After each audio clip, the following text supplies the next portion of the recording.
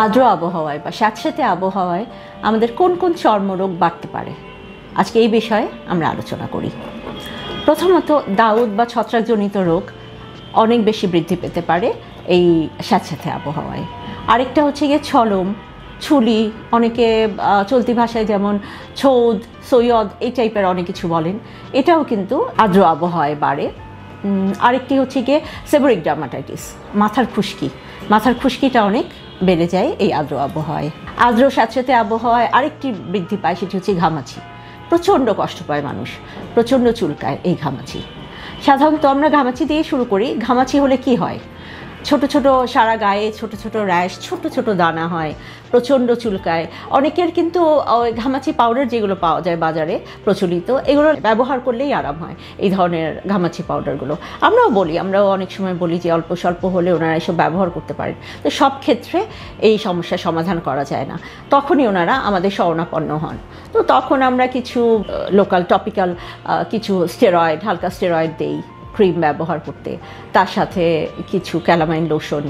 এছাড়া সাবান আছে, কিছু সাবান যেগুলো কুলিং সাবান আছে, কিছু আরাম পাবেন। যে কোনো সাবানে আবার আরাম হয় না, যেগুলো ময়েশ্চারযুক্ত সাবান সেই ধরনের সাবানে এই ঘামাচি আবার বেড়ে যায়।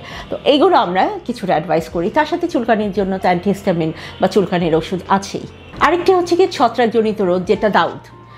সবাই দাউদ বললে চিনে। এখন দাউদের সংক্রমণ এত বেশি, মানে আমরা কন্ট্রোল করতে পারছি না এমন অবস্থা। দাউদ কিন্তু এই ধরনের স্যাঁতসেঁতে আবহাওয়ায় বেড়ে থাকে। দাউদ অনেক রকম আছে, মাথায় হয়, ফেসে হয়, টিনিয়া কর্পোরিস। এছাড়া শরীরের ভাঁজগুলোতে হয়, যারা একটু হেলদি তাদের শরীরের ভাঁজগুলোতে দাউদ দেখা যায়। এছাড়া অন্যান্য সবখানেই দাউদ দেখা যায়। দাউদের ক্ষেত্রেও আমরা ট্রিটমেন্ট যত রকম আছে, ওরাল, টপিক্যাল সবই দেই। আর যেটা বলি ওই যে আপনি বেশি ঘামাটা অ্যাভয়েড করবে, ওজনটা যাদের বেশি থাকে তাদের কমাবে। যাদের ডায়াবেটিস থাকে ওনারা ডায়াবেটিসটা কন্ট্রোল করবেন এবং গোসল করবেন, বেশিক্ষণ ভেজা কাপড়ে থাকবেন না, মানে ঘরমাক্ত কাপড়ে থাকবেন না, গোসল করবেন আর একই কাপড় পরবেন না।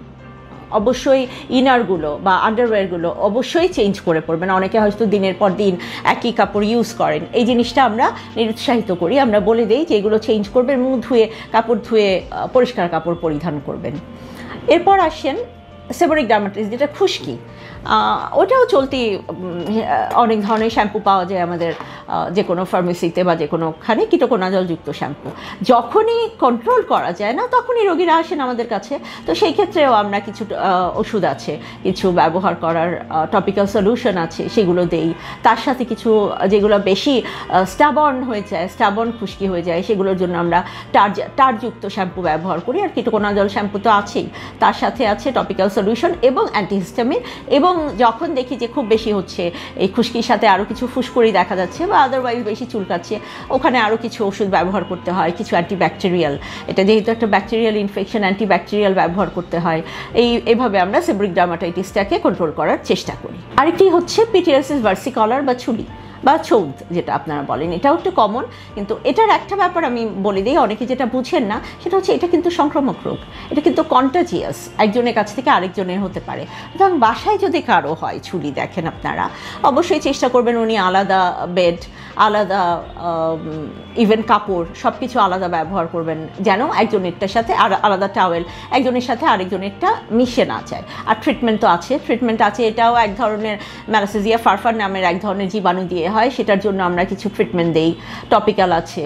আর এছাড়া এটাতে কিটোকোনাজল শ্যাম্পু এবং সাবান ব্যবহার করা হয়, তার সাথে বাকি যেভাবে আমাদের কাউন্সেলিং করা দরকার। যে আরেকটা ব্যাপার হচ্ছে গিয়ে এই ছলমে অসুখটা কিন্তু ভালো হয়ে যায়, কিন্তু এটার যে দাগটা থাকে, যে এক্সিস্টেন্ট দাগটা থাকে, পোস্ট ইনফ্লামেটরি হাইপার পিগমেন্টেশনটা অথবা হাইপোপিগমেন্টেশন, সাদা অথবা কালো যে দাগটাই থাকে, সেই দাগটা যেতে একটু সময় লাগে। ছুরিটা কিন্তু অনেক রং নিয়ে আসে, অনেকের সাদা, অনেকের কালো, অনেকের এটাকে ফন কালার বলে, হরিণের গায়ের চামড়ার মতো কালার হয়, এই ধরনের হয়, ডার্ক কালার হয়, অনেকের হতে পারে এই ধরনের, নানান রঙের হতে পারে। তো ব্যাপারটা ওটাই যে ডাক্তার দেখান আপনি, অসুখটা ভালো হয়ে যাবে, কিন্তু দাগ সারতে একটু সময় লাগবে। মানুষ অনেক সময় অধৈর্য হয়ে যান যে কী ব্যাপার, আমি ট্রিটমেন্ট করলাম করলাম তো এখনও ভালো হচ্ছে না ব্যাপারটা ওটা না। দাগটা যেতে একটু সময় লাগে, এটা অনেকেই বলে দেন, আমরা বলে দেওয়ার চেষ্টা করি। তো আপনারা যদি নাও শুনে থাকেন, আপনাদেরকে এই জন্য আমি একটু অ্যাওয়ার করার জন্য বলছি যে অসুখ ভালো হয়ে যায়, দাগ সারতে একটু সময় লাগবে আর কি। আমি যে কথাগুলো আপনাদেরকে বললাম, আশা করি এগুলোতে আপনারা উপকৃত হবেন। আর খুব বেশি যদি সমস্যা হয়ে যায়, অবশ্যই চিকিৎসকের, চর্মরোগ বিশেষজ্ঞর শরণাপন্ন হবেন।